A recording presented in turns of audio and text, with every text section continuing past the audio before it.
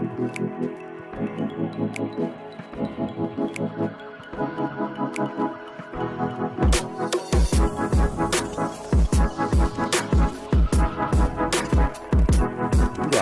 honor menjadi pegawai P3K sebagaimana yang diperintahkan oleh Undang-Undang Nomor 5 Tahun 2014 itu diberi batasan waktu sampai dengan 5 tahun.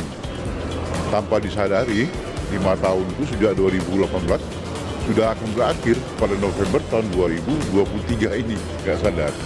Jadi atas dasar itulah pihak Kementerian PAN RB mengambil kebijakan.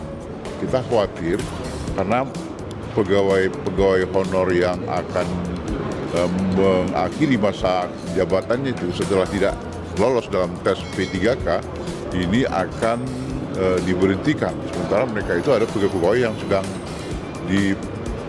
diperlukan tenaganya. Jadi dalam 1 juta itu mungkin kebijakannya itu tergabung dalam itu semua. Tapi yang jelas akan ada P3K dan tidak akan ada pemberhentian pegawai honor. Saya kira ini merupakan sebuah berita gembira juga yang tadinya menjadi sumber keresahan dari para pegawai honor yang jumlahnya sudah 2.300.000-an ya, seluruh Indonesia sudah 2 juta lebih. Padahal pegawai honor itu yang mau dileburkan ke P3K itu tadinya dites, ternyata yang sudah lulus tes itu 1 juta lebih. Nah, jadi sekarang bagaimana kita menangani yang 2 juta lebih itu? Nah, jadi setidaknya secara berangsur pemerintah mengambil kebijakan membuat program singkat dulu, yakni 1 juta dulu dalam tangan. Artinya akan dijadikan pegawai P3K. Jadi itu benar adanya.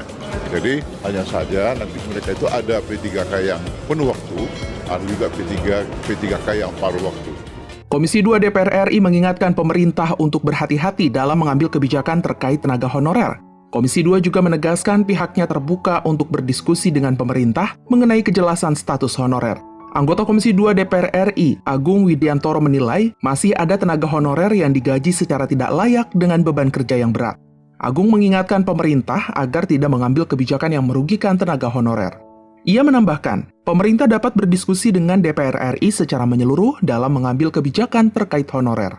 Rapat kerja bersama pemerintah terkait maupun lintas departemen, lintas pemerintahan, lintas kementerian terkait gitu, sehingga tuntas, tidak tambal sulam sepotong-sepotong aturannya sehingga masih bolong-bolong dan menimbulkan problematika pada kebijakan yang lain.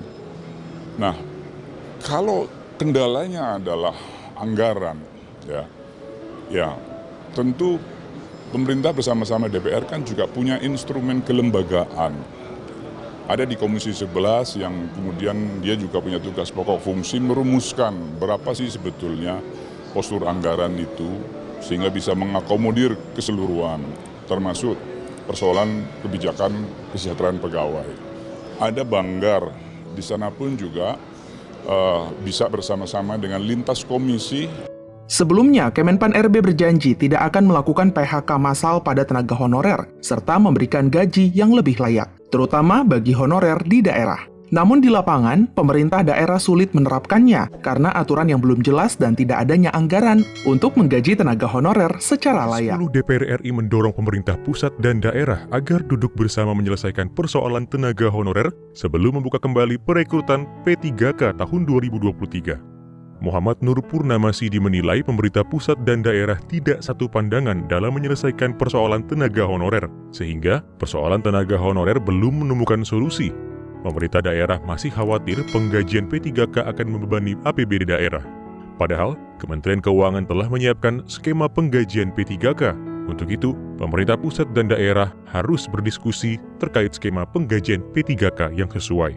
Belum lagi, pemerintah berencana kembali membuka perekrutan P3K di tahun 2023 dan 2024. Padahal, masih banyak guru P3K tahun 2021 yang belum mendapatkan formasi.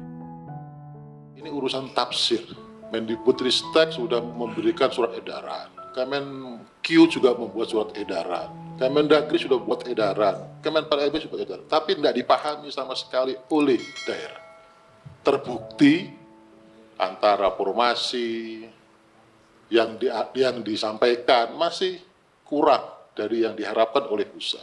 Kementerian Keuangan sudah mengirmak, apalagi yang terakhir ada PMK 212. Jelas detail ada anggaran untuk P3K. Itu pun tidak dipahami oleh pemerintah daerah.